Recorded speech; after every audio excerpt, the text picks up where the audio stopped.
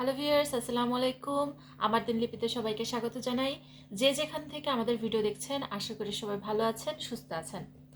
এখন মাগরিবের পরে আমরা দুজন নাস্তা করব, নামাজ পড়ে আসলাম দুজন। এখন নাস্তা করব। তো আমরা মাগরিবের ঠিক 15 কি 20 মিনিট আগে নাস্তাগুলো তৈরি করতে শুরু করছি এবং 15-20 মিনিটে হয়ে গেছে। আর এটা হয়তো আপনারা ভাবছেন যে করা অসম্ভব, যে এতগুলো নাস্তা 15-20 মিনিটে কিভাবে সম্ভব, কিন্তু আসলেই সম্ভব যদি দুজন মিলে এই নাস্তাগুলো তৈরি করেন। আমি এই নাস্তাগুলো বানাচ্ছিলাম আর আমার হাজব্যান্ড এগুলো ভেজে দিচ্ছিল। 15-20 মিনিটের ভিতরে কমপ্লিট হয়ে গেছে। তো দুজন নামাজ পড়ে এসে এখন আমরা এটা নাস্তা করব। আপনারা এই যে এটা দেখছেন, এটা ধনিয়া পাতার পাকোড়া। আপনারা যদি চান তাহলে আমি রেসিপি দিতে পারি।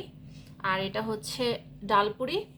আর এর আগের আমি একটা ভিডিওতে আপনাদের দেখাইছি যে আমি ডালপুরির ডালটা কিভাবে প্রসেস করে আমি নর্মাল ফ্রিজে রেখে দেই, তাই যখন খুশি তখন আমি বের করে ঝটপট নাস্তাটা তৈরি করতে পারি।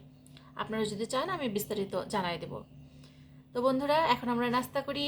সবাই ভালো থাকবেন, সুস্থ থাকবেন। যারা এখনও আমাদের চ্যানেলটিকে সাবস্ক্রাইব করেননি, অবশ্যই আমাদের চ্যানেলটিকে সাবস্ক্রাইব করে রাখুন। আল্লাহ হাফেজ।